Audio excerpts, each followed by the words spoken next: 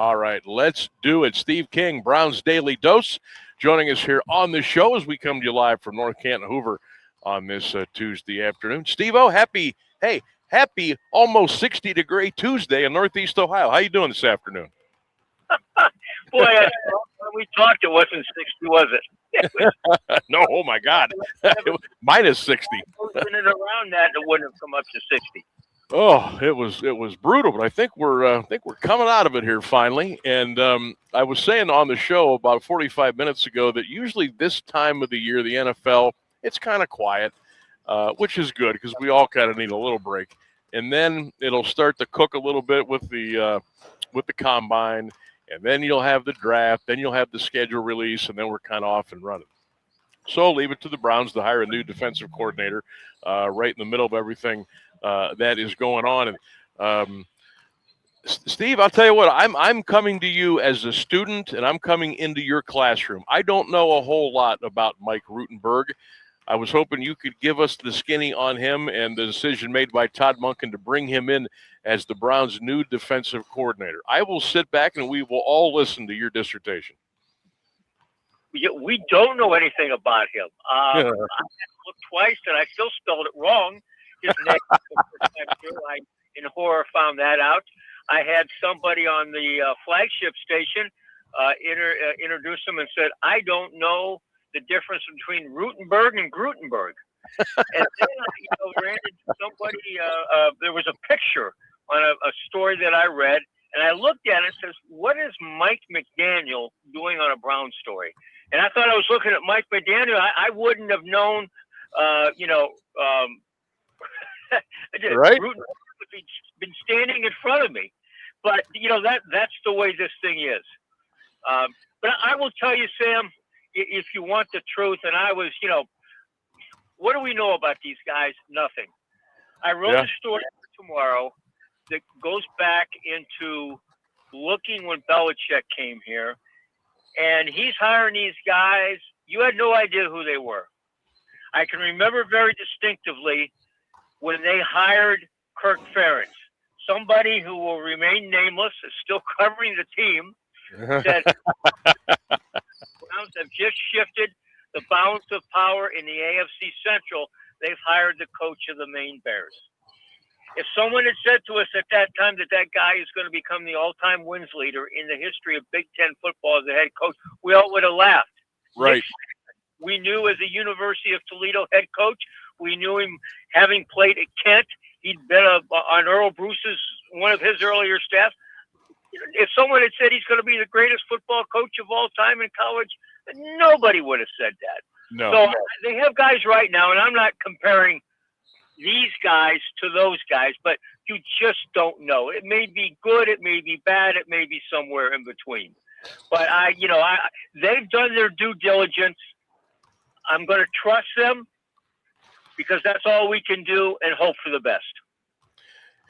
Steve, was there any scuttlebutt on other names that may have been in the mix, other coaches or, that Monken maybe had previous coaching relationships with, or struck up a friendship down the road, or was there anything? I mean, this was kind of like, it was kind of really quiet, and then you didn't really hear, okay, it's down to ABC, and it was boom, it's John Rutenberg. I mean, was there anything else going on, or was this a fait accompli kind of thing?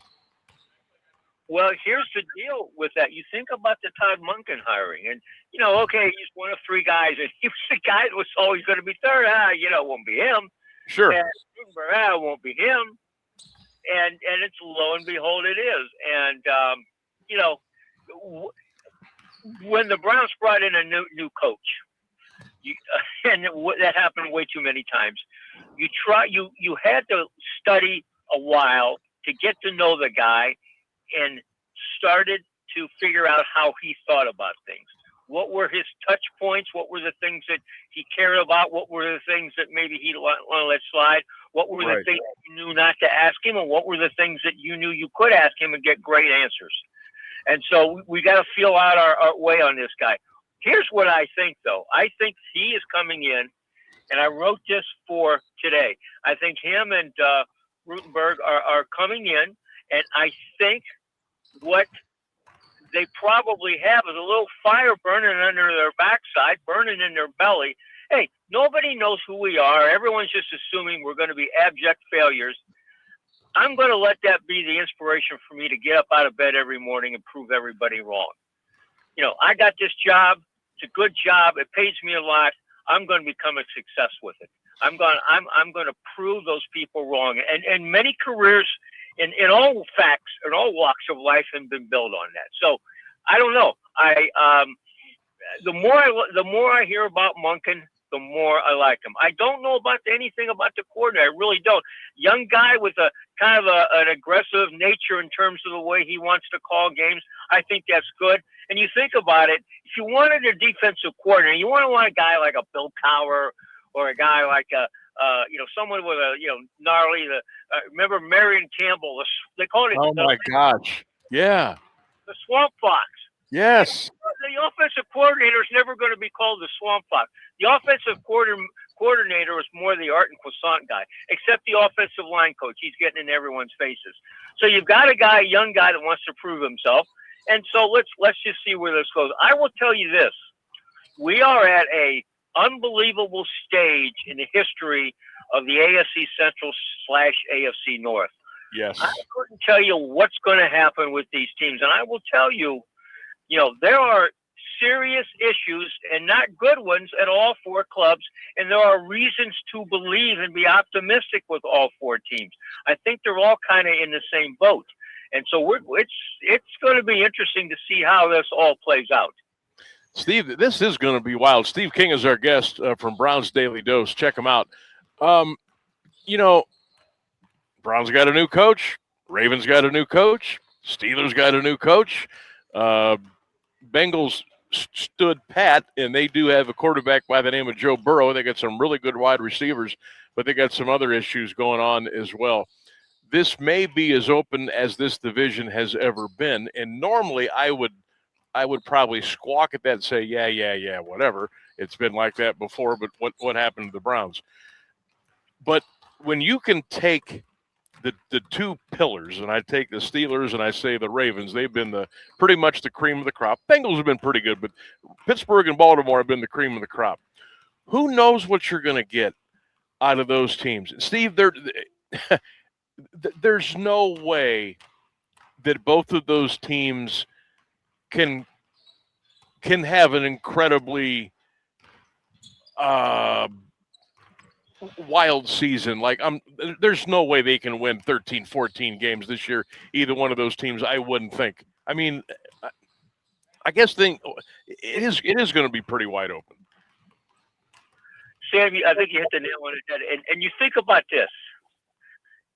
If you're a Steelers fan, and I know from the southeasternmost corners of your listening area, you've got some Steelers fans down in there toward yep. and thereabouts. The West Virginia line, down Route 9 there, down Route 43. But here's and they can identify with this. Here are the Steelers who, from 1991 on, selected 3 head coaches. I mean, that's unheard of in this league, where you fire coaches at a moment's notice.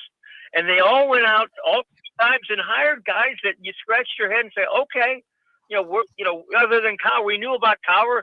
Nobody knew about Chuck. Nobody knew anything about Mike Tomlin, and it's all worked out. So I guess the question that begs to be asked is, why in God's name would you change that formula and just go and pick a guy off the tree? It was the low-hanging fruit. I thought for sure they were going to get the kid from the Rams, Steelhouse. Yeah. Steelhouse. Yep. I thought for sure they were going to get him. They went with Mike McCarthy. You could have knocked me over with a feather. Now, you got to look at Baltimore. Okay, what are they going to do? Is Aaron Rodgers going to be their quarterback?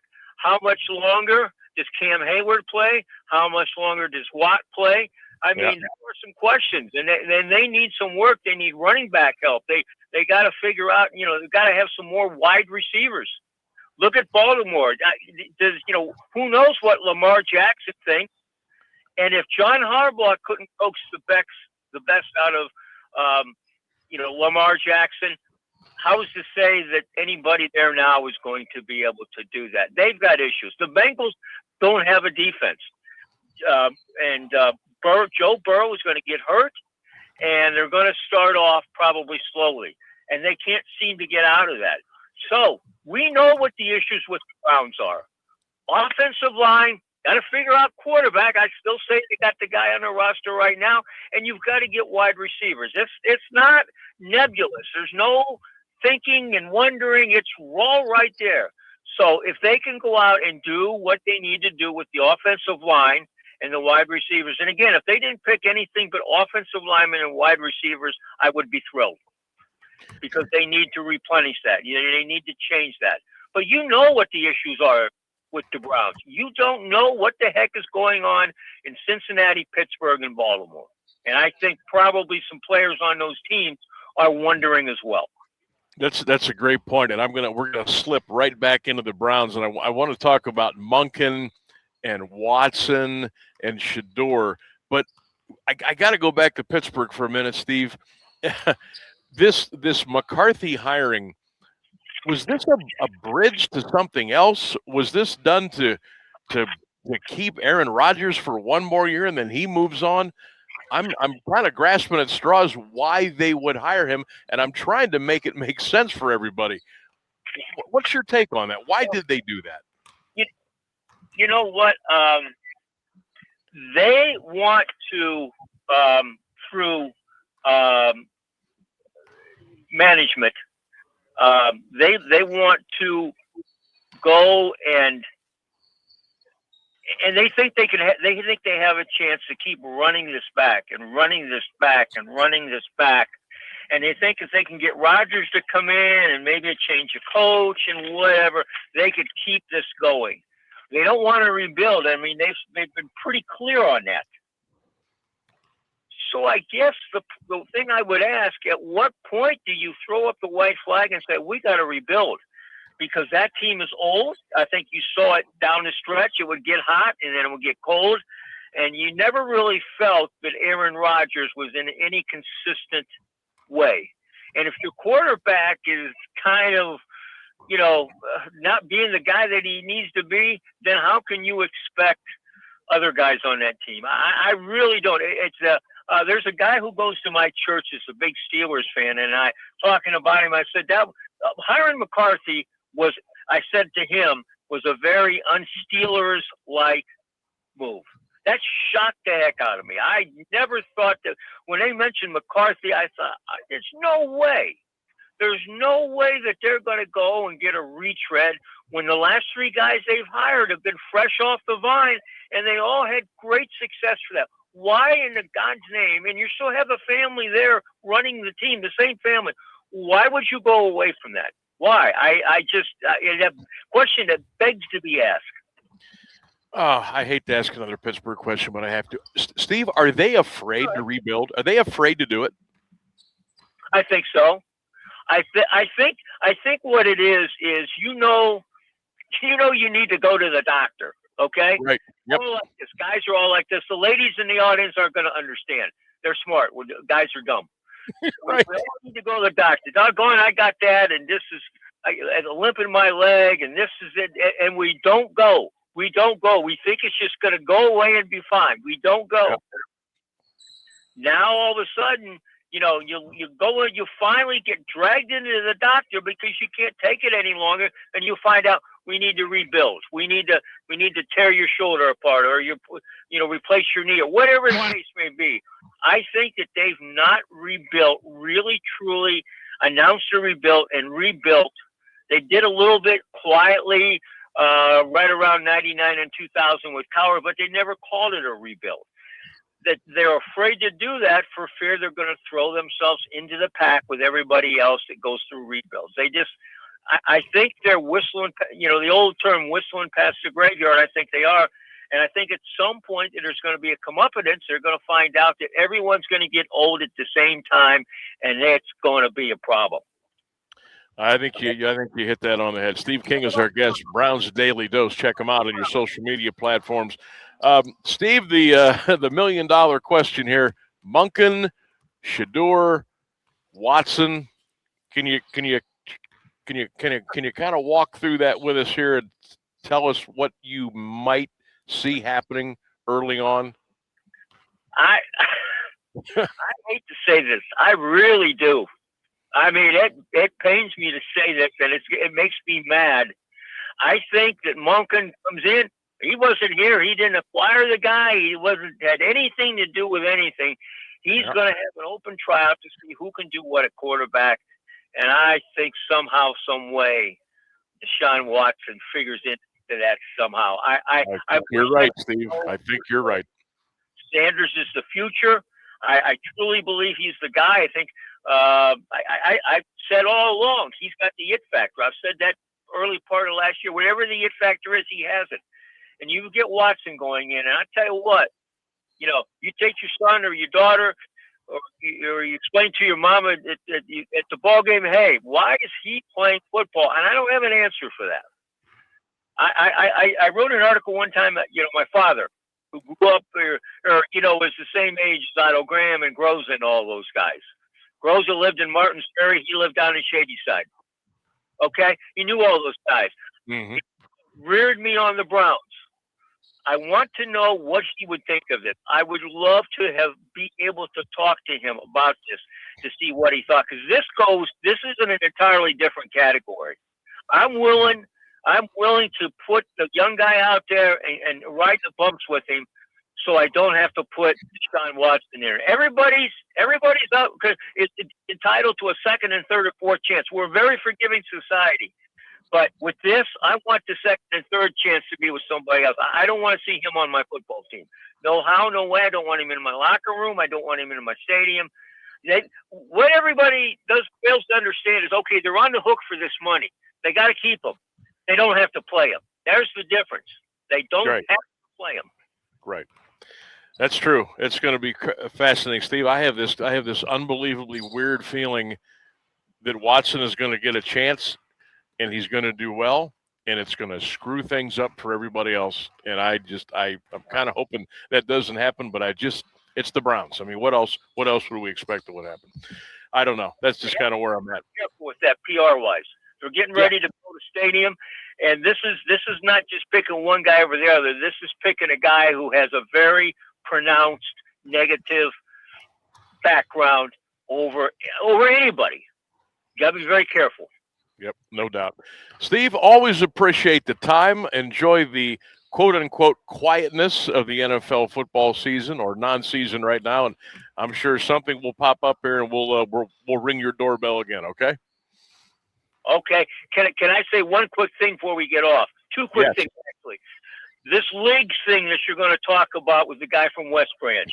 Yeah. That is upheaval with a lot of leagues, including the dear and near to my heart Pac-7 with Tuslaw and Fairless going. That's going to be a monumental change. And the other thing, everyone says, this is the best time of the sports year, and they look back and when baseball and everything and football is going on. This, to me, with the high school basketball tournaments, the NCAA tournament down the road, and now we're talking NFL draft. To me, this is as good as it gets. It's pretty doggone. And before we let you go, good luck to your Manchester Panthers in the upcoming tournament. They have had a really nice season, and hopefully they make a long run for you.